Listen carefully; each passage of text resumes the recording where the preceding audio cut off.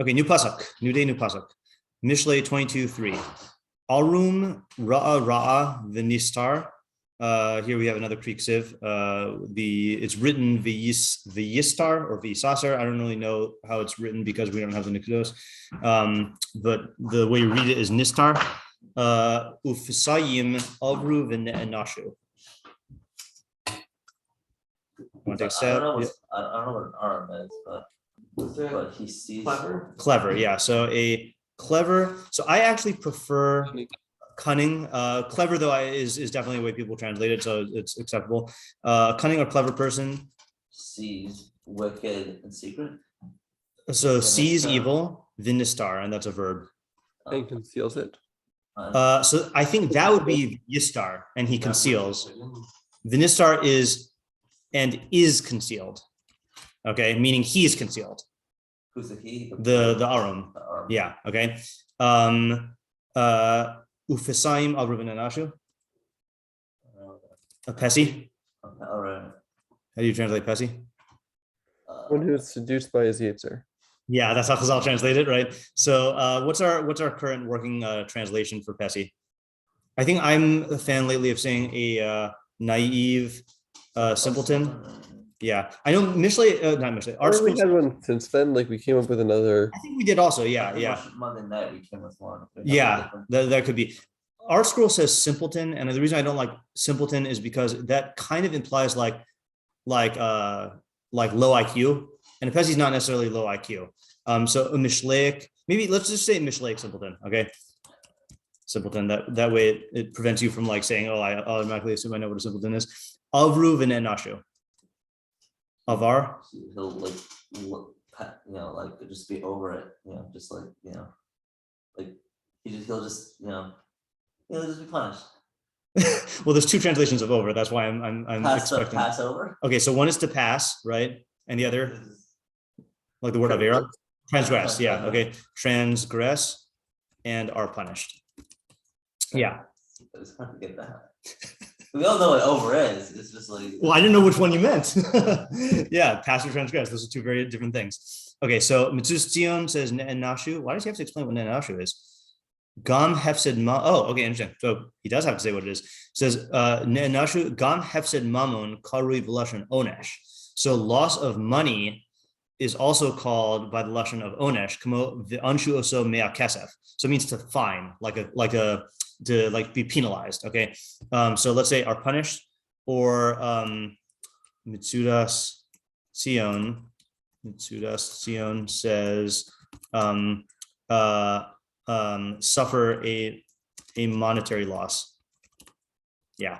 Okay, that's not what I would have expected. Okay. Yeah, very weird that the Mitzudas ציון departs from the normal meaning of onesh, because the fact that he has to like explain that, oh, by the way, it also means monetary punishment. It's just strange. Okay, so he must have a really good idea then. David, yeah. Okay, Sadigon.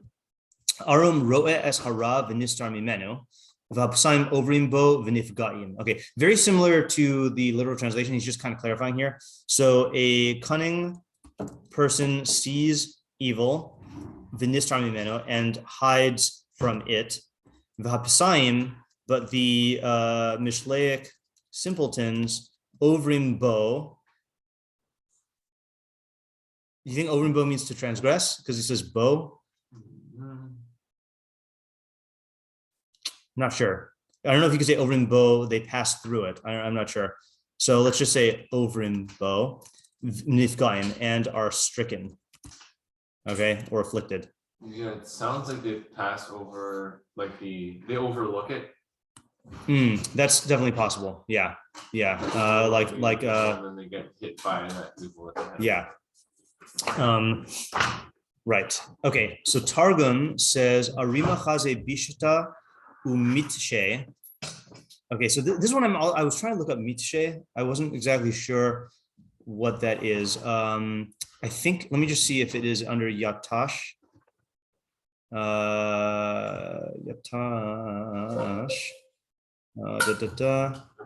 No, I feel like I've seen this in Targum Onkelos before.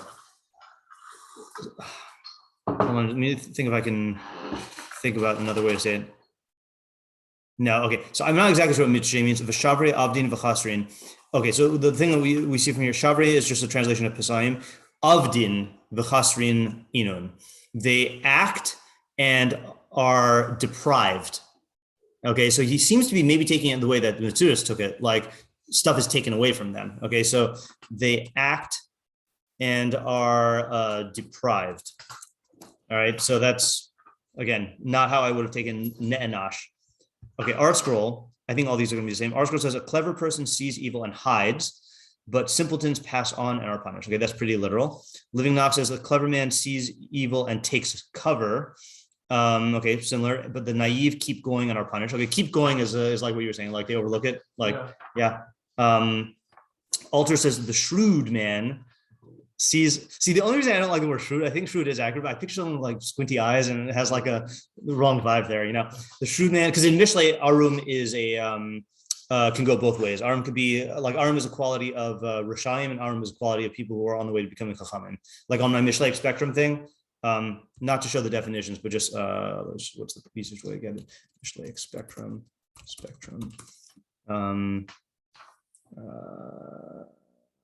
You put that on the internet? Yeah, it's been on the internet the whole time. Close on this website. On my blog, yeah. Yeah, with the other 400 articles. So if you see here in the middle, the nar, well, okay, again, this has changed. I need to update this. This was in 2017. So I used to think the nar was in the middle, but you see that the arum is on the positive side, one step between the chacham, like on you, when you're on your way to becoming a chacham, then that's where arum is. But then arum is also on the wicked side. Okay, so in this case, I mean, we might redefine arum here, but in this case, why did I say? Oh yeah, because shrewd to me has a negative connotation. That's why I don't like using the word shrewd, even though it might be accurate. The shrewd man, and that's also why, like, I'm in doubt about whether cunning or clever. Cunning usually has a negative connotation, but clever has a positive connotation. So I do kind of like having both of them there. The shrewd man sees harm and hides, but dupes. That's how he likes translating Pessi. You're such a dupe. Pass on and are punished. Okay. There we go. Okay. So what are the questions here? Sounds like an interesting pasuk. It does. That is a good question. Yeah, the question is, like, what are for the cunning individual, what does it mean that he is concealed? In what way is he concealed? Yeah. Actually, you know what, let's just get all of the definition questions out of the way. What does arum mean in this context? What does pesi mean in this context? And then I think the other, okay, fine. Those are the two definition, like terminology questions. Yeah, what did you just say? Yeah. In what way does he conceal himself? Like, does he just run away from that environment, or does he conceal himself within that environment? Yeah. Okay, good. So in what way does the arum conceal himself? Yeah, Sean? Well, he's talking about a arm or a bad arm. Okay, yeah. Yeah, I'm going to add that to here. What kind of arum? Good, bad, neutral, or like both? Yeah. For question 3. Yeah. Yeah. Yeah, go ahead. Yeah, I think that's assuming that he conceals himself. I think it's ambiguous whether he's concealing himself or he's getting concealed by some other thing. Mm-hmm. He's concealed from. Okay, in what? Yeah, so I'll modify it as to in what way is the arum concealed? All right, is he concealing himself, or what do you say? Is he concealed from it, like, because of his character traits? Like, he's. Yeah, right. So is he concealing himself? What like allows him to be concealed? Yeah. Is it conscious? Yeah. Is it a like what decision making / thinking process results in this concealment? I'm just broadening it a little bit. Yeah. Okay. Yeah. What is evil? What is evil in this context? Yeah. Yeah. We might not have to define evil per se, but yeah. Right. Oh, here's another good one. Does the Pesi, well, okay, I guess first of all, the question is going to be, what does it mean that the Pesi is over? Okay. But then I think you can ask a question about, I won't spoil it yet. Yeah. The passing not Arum, is it contrasting Okay, them, or so- is he some other category? Yeah, so I wanted to, so we can definitely ask that question. I wanted to actually just show you that if you do a search in Mishlei about on the term orma or arum, so check out this pattern here. So there are 17 times, oopsies, I went too zoomed in back. And I clicked on stuff. Okay, Mishlei, 17 times where the term appears. So check out how many of them contrast Pesi and Arum. Okay, Laseis lepesayim arma. So that's what Mishlei is doing. It's giving Orma to the Pesi. 2, that's Sha'arim. That doesn't count. This also doesn't count. All right. Havinu pesayim Arma. All right, you Pesis understand Orma. So that's 2. 2 out of 2. Ani chachma shachanti Arma. Chachma, I dwell in cunning. Okay, that one doesn't mention Pesi. Evil bayom yivar kasav kose kalan arum. Okay, so that doesn't mention Pesi. Adam arum kose das v'lev ksilim yikra ivelas. Okay, that's arum versus ksil. Ko arum yasab das ksil yifrosh ivelas. Yifros ivelas. Okay, that doesn't mention. Chachmas arum having darko v'ivelas ksilim yirma. So we're seeing Orma being contrasted with Ksilim also. Pesi yamin l'chodavar va'arum yavin la'ashuro. That contrasts Pesi and Arum. Pesi believes everything, but an Arum understands his steps. Nachlu Pesayim ivelis va'arumim yachtiru das. Pesayim will inherit foolishness, but Arumim will be crowned with knowledge. Okay.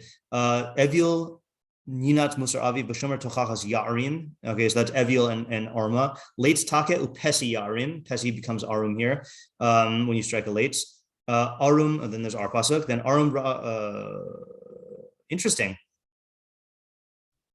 Ding, ding, ding. We have another case of a pasuk that repeats itself verbatim in Mishlei. Right? So 22, Mishlei is 22:3 is ours. And then in 27:12, the only difference is that it doesn't have the ksiv, and it also doesn't use a vav. But upasayim, right? It doesn't have any vavs. Yeah, that's just 2 different ways of spelling the word. So it's virtually the same, right? Not exact same spelling, but yeah. Okay. Someone passing that time that they have to say it. Why is the Pesi in plural and the Arum is singular? That's a good question. Remind me to add that in a second. Sha'arim. Okay, yeah, that's it. So the point I was trying to make here is that Pesi is predominantly contrasted with Ksil. Sorry, Arum is predominantly contrasted with Ksil and with Pesi. Okay, and in the intro to Mishlei, then Pesi is defined as someone who's, or not defined as, is characterized by someone who lacks Orma.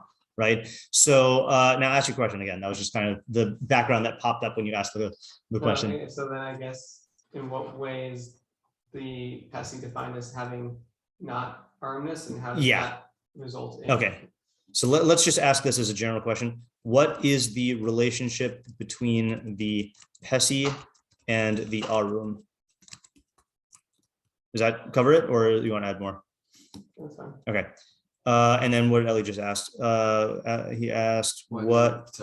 Yeah. Why is Pesi plural and Arum singular? And again, that question is a question that if we can answer it, fine. If not, then we're not going to lose sleep over it, because that's a common thing where Mishlei will have one half singular and the other half plural. And sometimes you'll find the meforshim explaining it, but sometimes you'll find it not. And I think on Monday night, we tried seeing if there's a consistent pattern, and there wasn't, at least with tzaddikim and rashayim. So that to me lends itself to the fact that like it's not like it could just be stylistic, but yeah.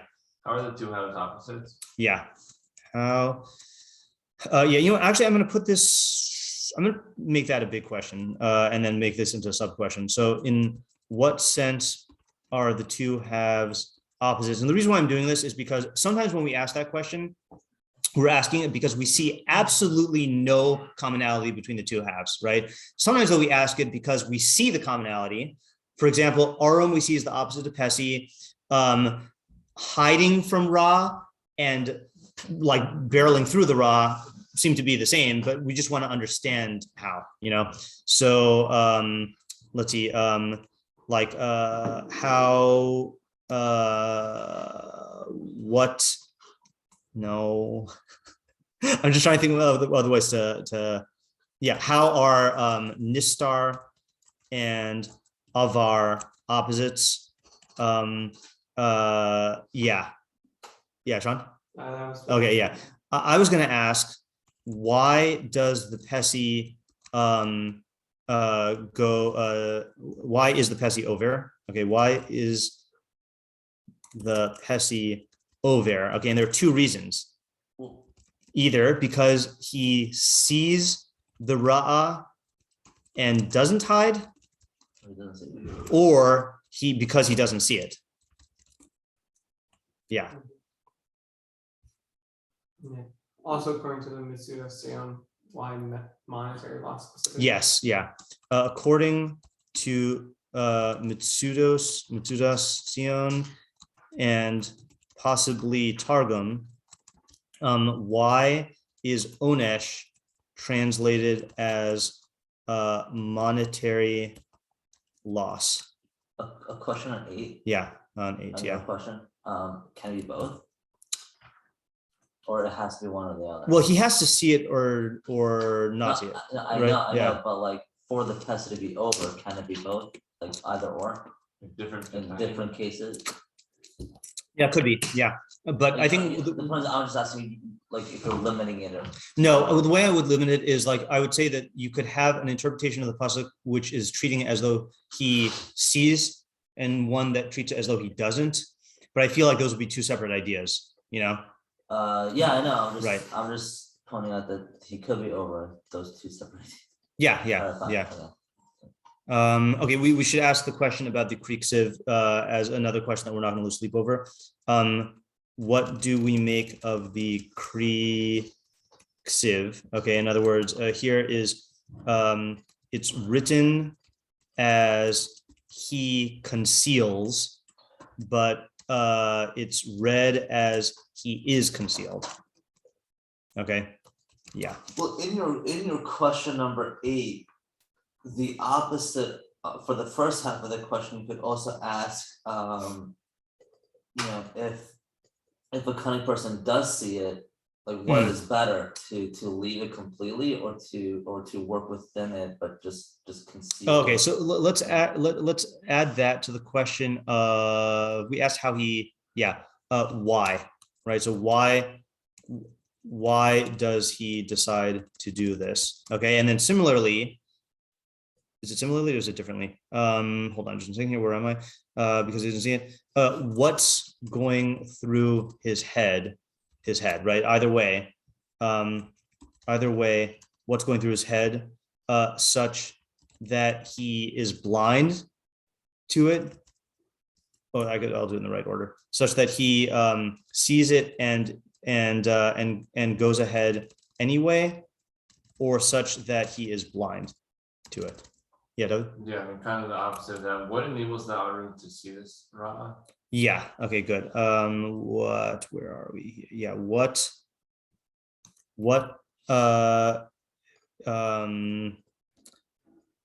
just want to go one step broader. What is significant about the fact that the Arum sees this Ra'ah? In other words, the reason why I'm asking this is because it could, like, if we're talking about a Ra'ah that is hard to see, then we have to ask what allows him to see it. Yeah. But it could be that this is a Ra'ah that is evident, and the Chiddush is that he sees it and hides as opposed to the person who doesn't, So I'll just elaborate on that. In other words, is this a hard to see phenomenon, in which case we have to ask what allows him to see it? Or is this an evident Ra'ah, in which case the Chiddush is not in the seeing, but in the hiding. Yeah. Can I just make a point? This is just a side point here.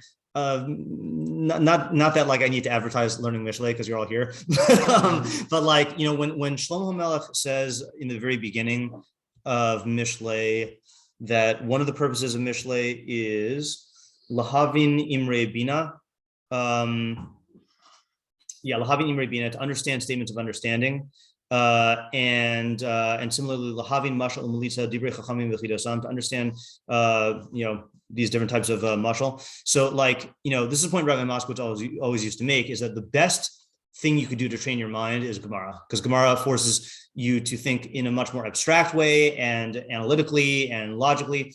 But one of the reasons why I prioritize asking all the questions is I don't know about you, I have gained so much from the art of formulating questions on psukim from Mishlei. I think because it's very easy if you're learning Chumash or whatever, and you're looking at a whole paragraph, to just ask just the main questions. But there's something about like finding every question, and also something about figuring out exactly how to formulate it to yield the best insight. Like that was just an example of that. There is that it was a great question that you asked, but then like my Mishlei spidey sense gave me pause and told me to is there a premise embedded in that question? And if we can isolate that premise and then frame the question in the broader way with the drop-down menu, then that'd be better. And I think it's just like, if you do this every day, you become better at asking questions. It's funny because with,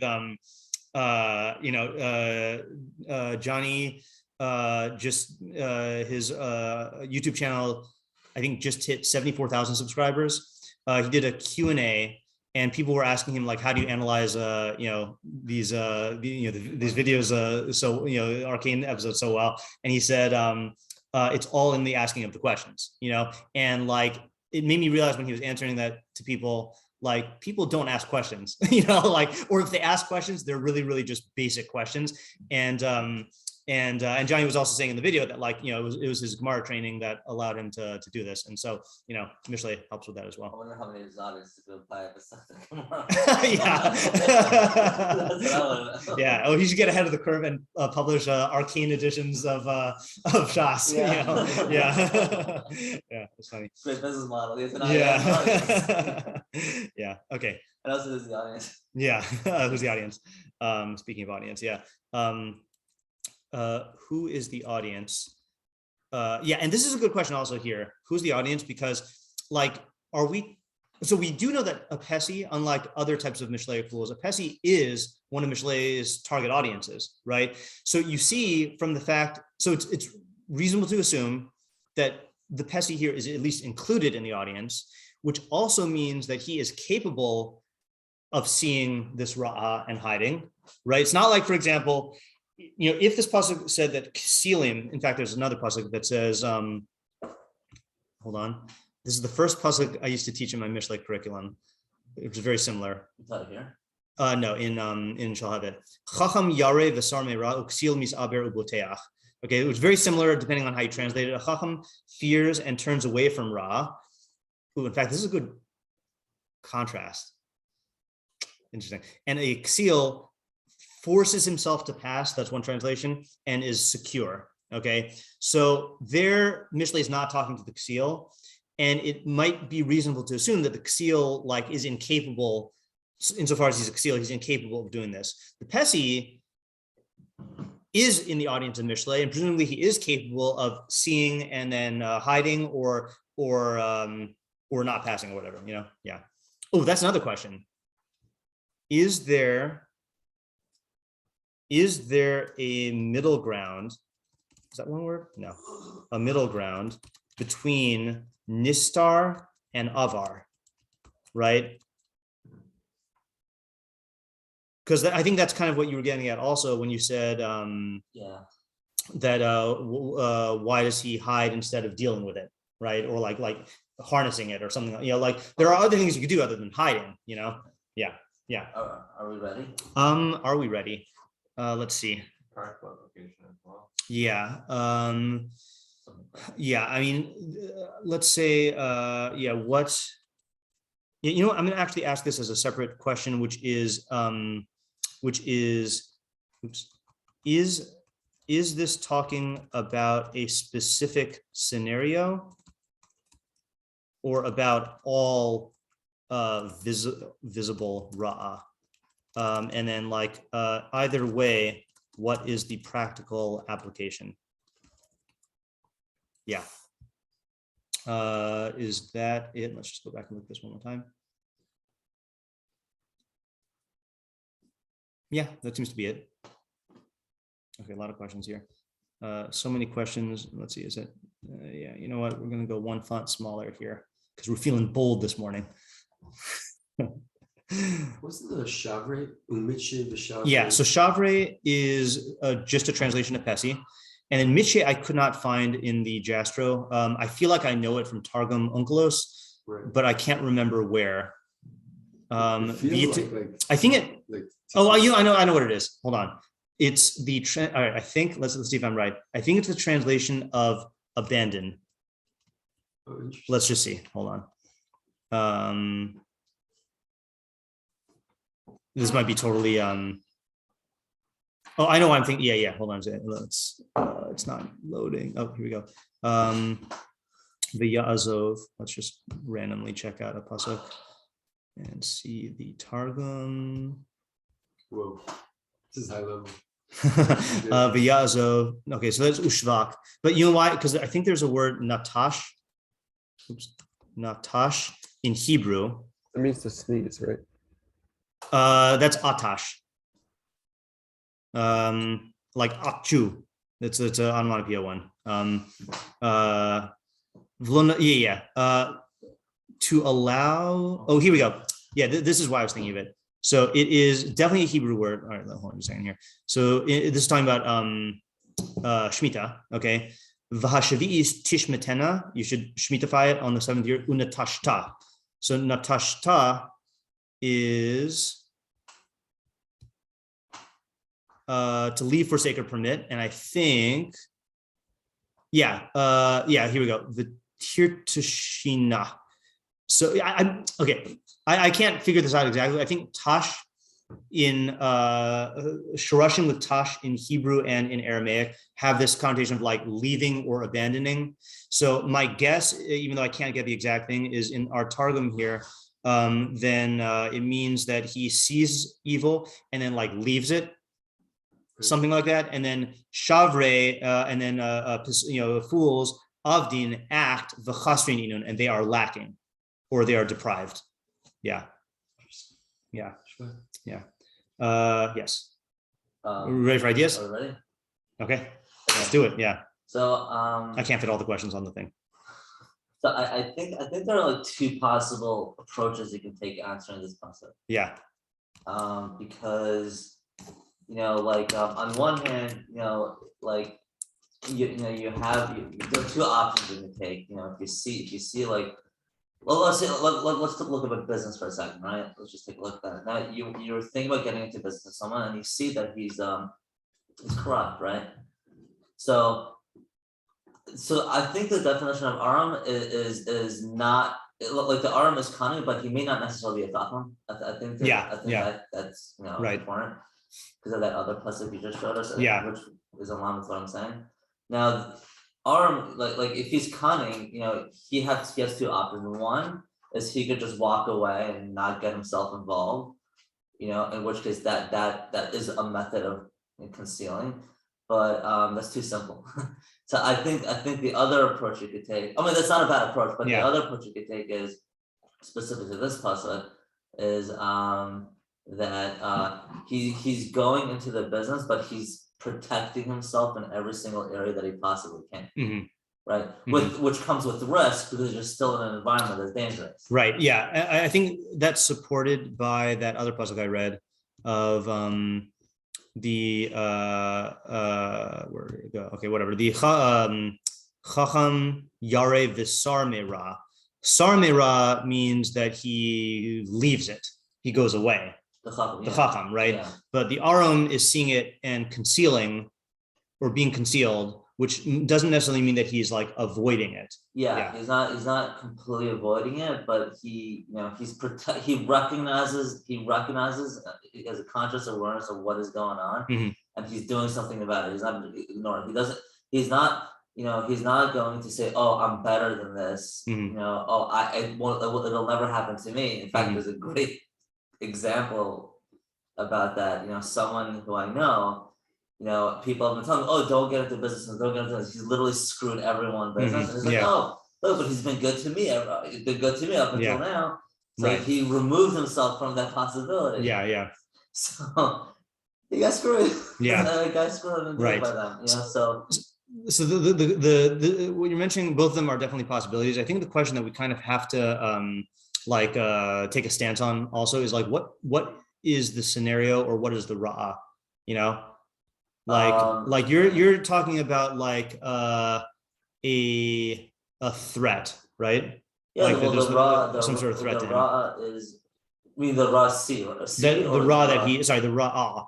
That he sees. Yeah, the evil. Yeah. Oh, the evil is it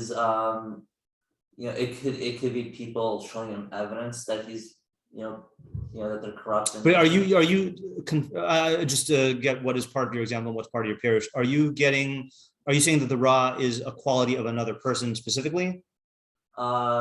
It's possible. It could either be them as an individual that has a reputation of being bad, or just his actions or their evidence showing that that the things that he's doing is bad.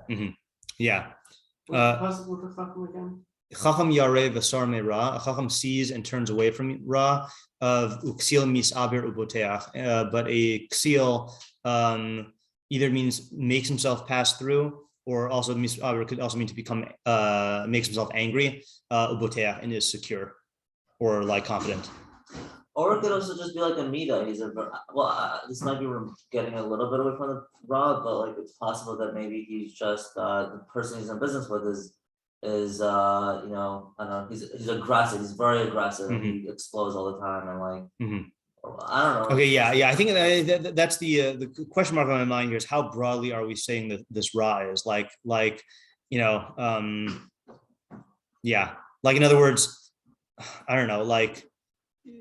Could this be, I don't know, like taking a dangerous road? Like let's say there's a road, two paths, you can take a short one and a longer one, and the shortcut has a bunch of like, potholes or whatever. I don't know, how broadly is this? Because I feel like I'm not saying that it has to be one or the other, but it feels different if the ra is like another being, another person who he's interacting with. And I just don't see. I'm saying it's not. It's not necessarily the person who's interacting with the situation. Also. Yeah. Okay. You gonna say something? Yeah, it's more of a methodology question. Yeah. How concrete is like that juxtaposition between the first half, second half rule? It is not. That's a good question. So there are meforshim who say it explicitly. Okay. That's the style of Mishlei. What my Mishlei Rabbi Moskowitz did is basically made that into a methodological tool to the point where like there are mefarshim who are comfortable saying that the two halves are not opposites, but Rabbi Moskowitz's approach was always to say that the two halves are opposites in some framework, because otherwise why would they be in the same pasuk, And it doesn't have to mean that this is the only opposite. Like you can have, like the example that Rabbi Moskowitz always used to give is like, what's the opposite of hot? Fast. Oh, cold in English. Yeah, cold. in English. Yeah, okay, right. So either cold. So that would be if you're talking, for example, about like, I don't know, climates, right? Or room temperature, if you're talking about coffee, So depending on like the context, the opposite could be different. And the other reason why Moskowitz always wanted to ask the opposites is because if you define the opposites, it'll help you to define what's the subject of the pasuk. So like my typical practice is to treat them as opposites, and then when you have a pasuk that is that only has one side, like let's say the pasuk that's like a very clear continuation on both halves, like it'll just be the same idea. Yeah, right. Let's say like you have a pasuk that the most common example is a pasuk that has two bad things, that don't seem opposites. So Rabbi Moskowitz's approach was what is the unstated opposite? Because conceptually, there is going to be an opposite. And since Mishlei is a book of decision, that's the other thing. Since Mishlei is a book of decision-making, then teaching decision-making through opposites is a very effective way to do it, because it allows the student in the Mishlei to see, okay, here's the scenario. I can either do that or that. Right. Yeah. Sure. Yeah. So just to maybe make it more clearer. Yeah. Like another example that could be a case where you see evil is, let's say you're investing in a stock. Yeah. Not necessarily interacting with an individual, but like this, like the stock is represented by people who's either wicked or they're just horrible at making business decisions. Yeah. And that stock itself is evil towards your money. Yeah. Okay. So that's what I'm trying to Okay. So say. here's the thing. Okay. This is the clear thing. I don't know why I'm usually really neurotic about this. In Hebrew, the term ra it has many different meanings. In English, you're kind of forced to commit to one. So for example, ArtScroll will usually translate ra as evil. Evil has a moral connotation, but ra in Hebrew also means harmful, and harmful is not a moral connotation, So I think the more accurate term would be badness, which could either be like evil or harm, or like, everything's gonna fall into like one of those two things, So I think that's gonna be the split here. That's what I'm trying to say. I think that's what I was trying to ask you. And I think it could work out with both of them, but I do think like the pasuk, I think this is like a crossroads in the pasuk, that he sees moral corruption or something like that and then hides, or he sees like a harmful scenario and hides, and they could be an overlap. Like obviously, if you're entering into business with someone who's morally corrupt, then that's going to be potentially harmful for you. Yeah. But I just think that like the scenarios are different, but I think the main idea is to be the same. Yeah, definitely could be. Yeah, Yeah. I just think having the two categories is useful now. And I guess I don't know. Did I explain the second half with what I said? Because if I didn't, then I could do that. I don't think you explained it. Yeah. Oh, so the second half of the pasuk is really like just what does it mean that he transgresses, or actually what does it mean that he's a pesi? Well, pesi could either just mean that he's just ignorant on how to either handle these situations,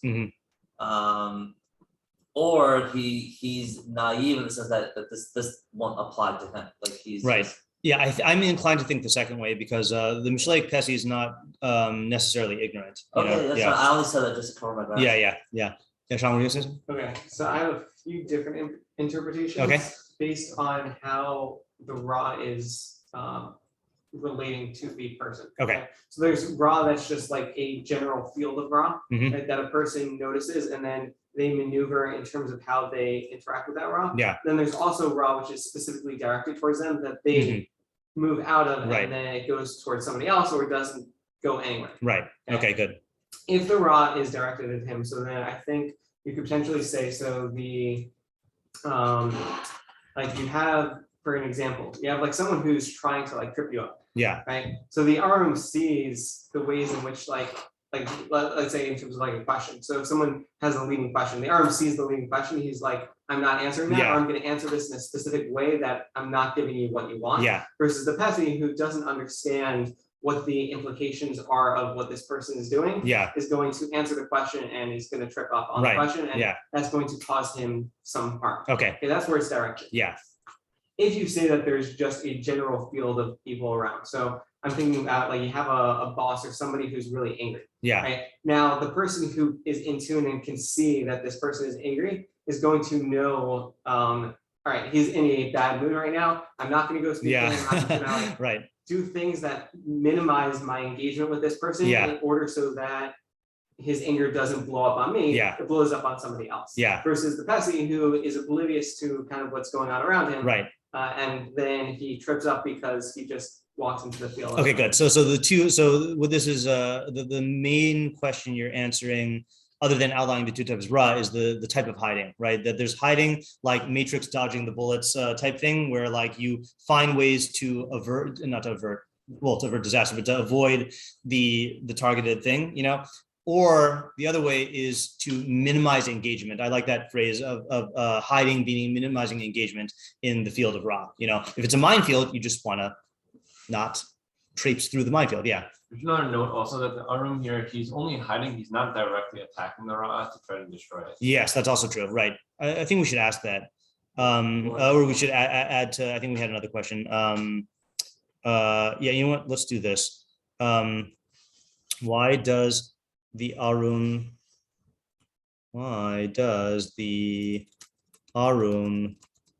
make the decision to hide as opposed to other options? For example, confront, eliminate, harness. Yeah. No, also. Right. Expose. Publicize. Yeah. Well, isn't that just the nature of the arm? Assuming he's not a chacham or he's not a tzaddik. Yeah, I don't know. I'm not sure. I mean, yeah, that's true. But I'm saying like I would still like to understand why he does this. You mean just like things. Yeah. He seems like he's very hardened, like very street smart. Yeah. Kind of cost. Yeah. Like the best is like kind of innocent. So because we're almost out of time, let's just do this just to refresh our memories here of the definition of Pesi and then infer from that the definition of Arum. So I'm just gonna, we've read this many times, but I'm just gonna read it in English here. This is the Rabbi Yona on Pesi, which still is my best definition I know. So Pesi is a noun. Okay, fine. Psaim are people who are weak-minded. Now, weak-minded does not mean low of intellect. It means that their reality principle is not very strong. They're easily like when Chazal say datan kalos, right? People think that means stupid, but it means that they are easily they easily take whatever they're seeing as reality. Okay, v'niftim. That's why we use the word naive or gullible. V'niftim. And they are seduced by the words of enticers and people who lead others astray. Likewise, included in Pesaim are people who have confused ideas, and also people whose desire confuses them and makes them go astray. For you'll see some people who think about something which they desire, that it is good and proper, and they don't see any liability for their desire. They don't see any consequence. All of this is due to the weakness of their intellect and the dalalu kochos binasam, and the looseness of their faculties of understanding. Therefore, their desire draws them towards it and blinds their eyes. And these people also, it's also true that if they were not ruled by their desires and did not want to be drawn in by them, then their minds would not be corrupted. In other words, the corruption of their mind is not because of intellectual causes, it's because of the emotional causes. It's their desires that are blinding them. And if they didn't have those desires, or if they weren't awakened, then their mind would be able to see things clearly. Therefore, and this is what Isaac quoted, Chazal say, this is what Isaac was referencing, anyone who is seduced by his Yetzer falls into Gehenna. So that's how Chazal take Pesi, is he's seduced by his own Yetzer. And this is also what is stated, towards you shall be its desire and you may conquer it. For the Yetzer of man is Ra, is harmful, and demands things from him and makes him yearn to give himself everything that his eyes desire. But the Yetzer does not have the ability to fulfill his desires without the consent of the rational soul and its thoughts.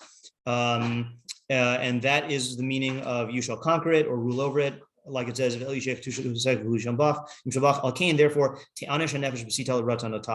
therefore, the soul is punished, the rational soul is punished when it gives into the desires. So just to summarize that here, the Pesi is someone who is seduced by his Yetzer in terms of his emotions influence his thinking very easily. So what feels good, he thinks what feels good is good, what feels bad is bad, what feels true is true, what feels false is false. And based on that, my working definition of the Arum is someone who is not seduced by his emotions.